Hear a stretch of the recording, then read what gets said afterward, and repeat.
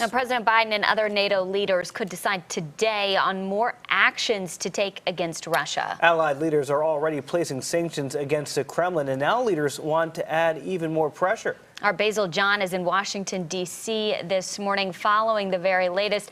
Basil, what are we expecting to come out of the NATO summit? Well, Julian and Why, good morning. And right now, the expectation is more of an analysis as to what this current situation is in Ukraine. Obviously, those sanctions did come down from the U.S., from the European allies. However, there is still fighting going on. The latest that we heard is that Russian troops are currently trying to fight their way through into the capital, trying to get to Kyiv. So they're going to be monitoring the situation and then measuring what are the next set of sanctions they need to put in place and what kind of action does maybe the NATO forces need to get involved as well. And Basil, we know that President Biden stopped short of levying sanctions against Vladimir Putin himself. The EU says they're close to an agreement on doing that. Do we imagine that may be a next step that the United States may take?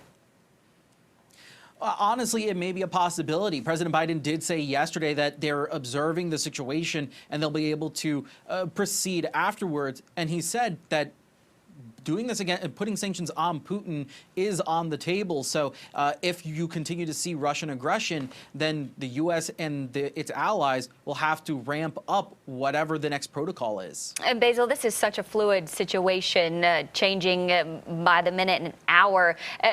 In not just the past 30 minutes or so, an hour, we've learned that Russia has agreed to talks with Ukraine. Do we know any more about that or when that could actually take place?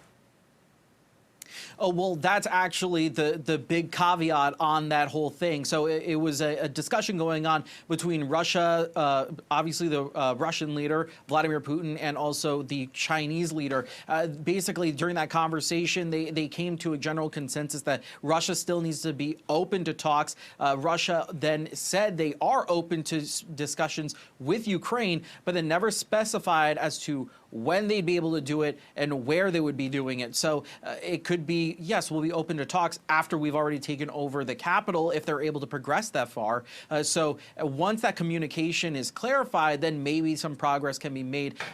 But this is also considering the fact that the Ukrainian leader said that he was open to it. He wanted to be able to talk and still have that opportunity for diplomacy. All right, Basil John, following the latest developments on the war in Ukraine, thank you for that report, and we appreciate your time this morning.